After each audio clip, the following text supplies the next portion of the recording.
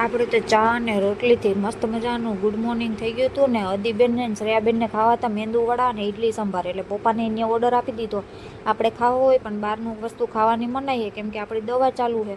પછી તો આપણે મમ્મીને કહી દીધું કે હાલ આપણે કેળાની વેફર બનાવી નાખીએ. એટલે હવે કેળા લઈને સીધા ફટાફટ છોલવા જ માંડ્યા. અને આ પરીબેન જેવી મોજ તો કોણ કોણ કરે છે જરાક કોમેન્ટ કરીને જણાવજો. અને પછી જો આપણે કેળાની વેફર ડાયરેક્ટ તેલમાં જ પાડી નાખી અને પછી મસ્ત મજાની રેડી થઈ ગઈ હતી. અને પછી બપોરે એમ થઈ ગયા હતા કે જમવાનો ટાઈમ, એટલે આપણે મમ્મી કહે કે લાવ શાક વઘાર નાખો. એટલે એને ફટાફટ શાક વઘાર નાખ્યું ને બપોરે હવે જમવા બેસી ગયા હતા. પેટમાં પડી ગયો તો ખાડો.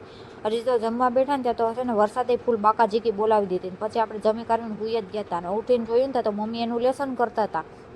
પછી તો વરસાદ આવ્યો ને હશે ને એટલે મમ્મી હે ને કપડાં ઘરમાં જ નાખી દીધા હતા. ને હાંજ પડી ને તો હે ને કાકીએ પાઉંભાજી બનાવી હતી એટલે એ દઈ ગયા હતા. ને આપણે તીખા તીખા ભાત ખાવા હતા એટલે મમ્મીને ઓર્ડર દઈ દીધો હતો.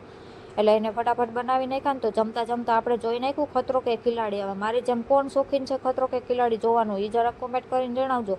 અને કાલ બનાવવાના હતા આપણે ઇડલી સંભાર, એટલે આપણે તો હાંજે પલાળી દીધું હતું ઇડલીનું. હવે તો મળીએ નેક્સ્ટ વિડીયોમાં. લાઇક કરો, શેર કરો અને સબસ્ક્રાઈબ કરવાનું ન ભૂલતા. ટાટા.